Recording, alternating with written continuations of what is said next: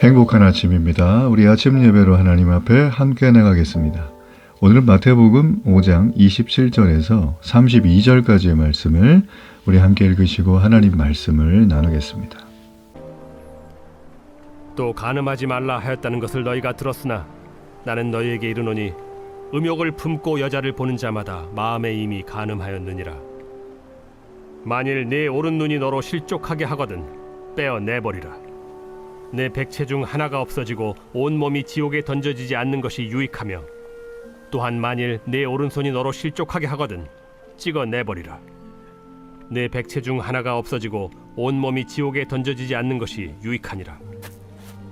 또 일러스되 누구든지 아내를 버리려거든 이혼 증서를 줄 것이라 하였으나 나는 너희에게 이르노니 누구든지 음행한 이유 없이 아내를 버리면 이는 그로 간음하게 하며 또 누구든지 버림받은 여자에게 장가드는 자도 간음함이니라.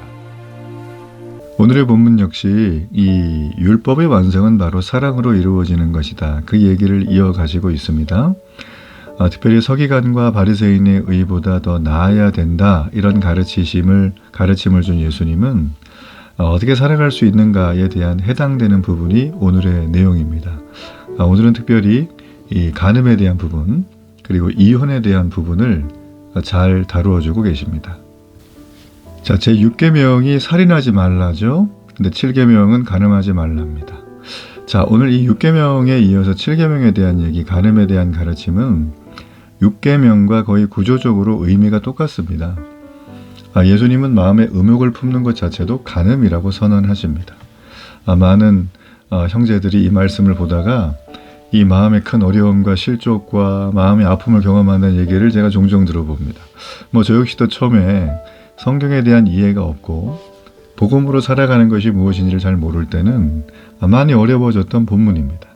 어렴풋하게나마 이게 이런 거구나 싶었지만 제가 이제 목회자가 되고 성경을 연구하면서 알게 된 부분은 하나님께서 가진 10계명은 우리를 살려내기 위한 사랑의 메시지구나. 자, 이걸 제가 알게 되었어요. 자, 바로 그런 마음으로 오늘 이제 본문의 내용을 봐야 해석의 포인트를 분명히 잡을 수가 있습니다. 예수님은 여기 보면 좀 무서운 얘기를 하시잖아요. 그죠? 여기 보면 28절에 음욕을 품고 여자를 보는 자마다 마음이 이미 간음했다라고 하는 것입니다. 자, 여기 보게 되어지면 이 음욕은 음란한 눈입니다. 그 여자를 보는 자마다 이 얘기는 이거를 관찰하다는 말이 있고 이걸 자꾸 골똘히 생각한다라는 말이 포함되어 있어요. 그러니까 관찰을 했어요.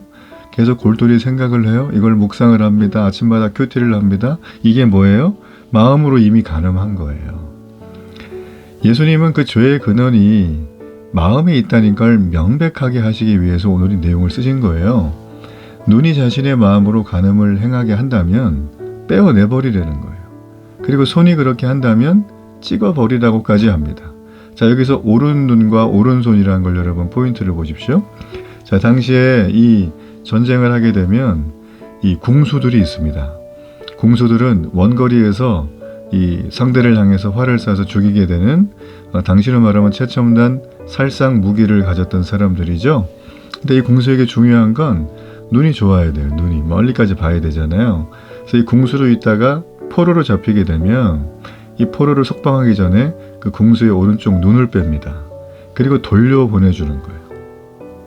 자, 그래서 여기 빼어내버리다 이 얘기는 돌려보내주다 이런 말이 함께 파생된 단어라는 거죠. 그리고 오른손은 뭡니까? 대부분 우리가 오른손잡이죠. 오른손은 굉장히 핵심적으로 중요한 거예요. 자, 여기 보면 오른손, 오른눈, 자, 이거를 빼내버리고 찍어내버리라까지 말씀을 하시는데, 자, 여러분 이게 실제로 우리의 몸을 훼손하라는 말씀이 아니죠. 자, 우리의 몸을 훼손하라는 말씀이 아니라 그 죄의 뿌리가 몸에 있다면 찍어내버리면 그만이다. 근데 그 뿌리가 마음에 있기 때문에 그렇게 할 수 없다는 걸 역설적으로 말씀해 주는 거예요. 예수님은 이를 통해서 율법의 진정한 의미를 드러내고 계세요. 자, 천국에 들어갈 수 있는 의로움이란 무엇입니까? 바리새인과 서기관의 의의 모습이 아니라는 거예요. 즉 외적 행위에 있지 않다는 거예요. 물론 외적 행위가 다 이상하다는 게 아닙니다. 그거 해야 되죠. 자, 예수님께서 지금 말씀하시는 포인트는 천국에 들어갈 의로움은 하나, 내면의 중심에 있음을 가르치는 거예요. 음란해지는 이때 우리는 그런 행위를 하지 않았으니 나는 괜찮다 하면서 아니란 태도를 취해서는 안 된다는 거죠. 우리가 세상의 음란한 문화에서 거룩함을 지키기 위해서는 행위만 아니라 마음까지 거룩해져야 되는 거예요. 여러분, 그렇기 때문에 그리스도인은 날마다 이걸 커팅해가면서 성령의 충만함으로 내가 나아갈 수 있도록 힘쓰고 기도해야 된다는 것입니다. 자, 그리고 또 하나 우리 31절과 2절에 보면 누구든지 아내를 버리려거든 이혼 증서를 줄 것이라 했어요. 자, 이게 무슨 말입니까? 예수님 당시에 아주 만연해 있었던 이혼 문제에 초점을 맞추십니다. 자, 이거는 구계명의 거짓 증거하지 말라. 자, 이걸로 연결이 되는 건데요. 자, 여기 보게 되어지면 사실 이 부부 관계는 아무도 모르잖아요. 당사자밖에. 근데 이렇게 억지로 살게 되는 그런 어떤 관계들이 있잖아요. 차라리 현실적으로 헤어지는 경우가 더 낫다라는 그런 상황에 이르기 때문에 사실 이런 법이 주어진 거예요.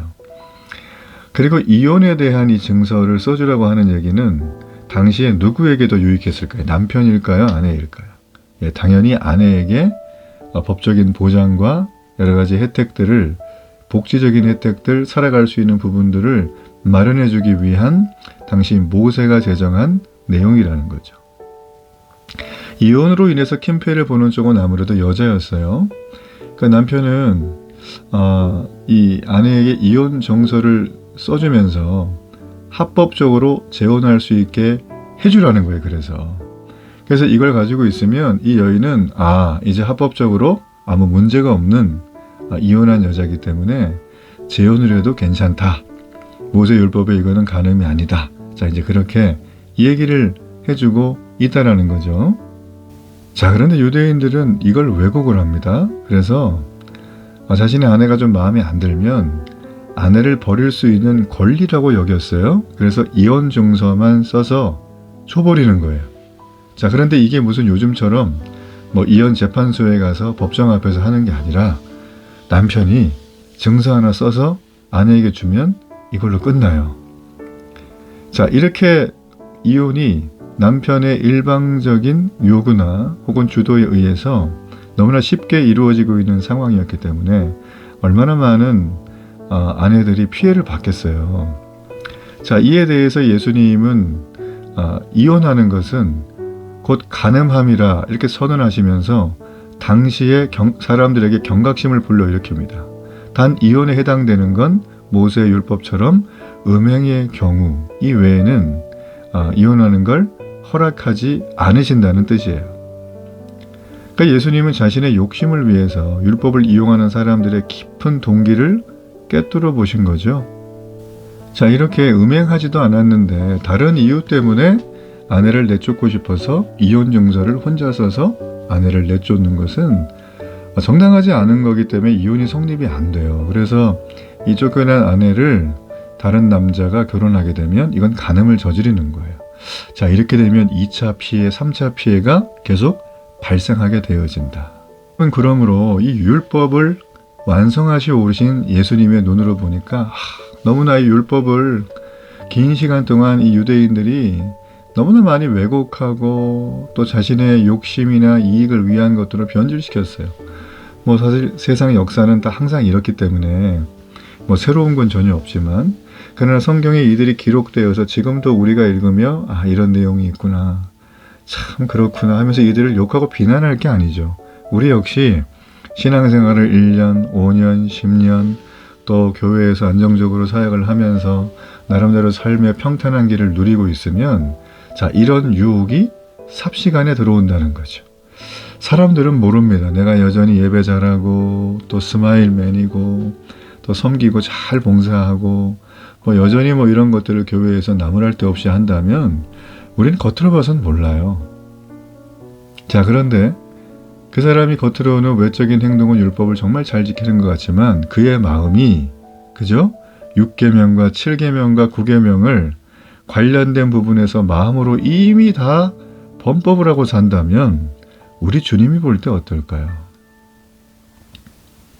그 사람은 결혼 서약을 지키는 것 같지만 이미 결혼 서약을 헌신짝처럼 버린 것이고, 가늠과 거짓말이 난무하는 세상을 우리는 여전히 그 사람은 만들어가고 있는 거예요.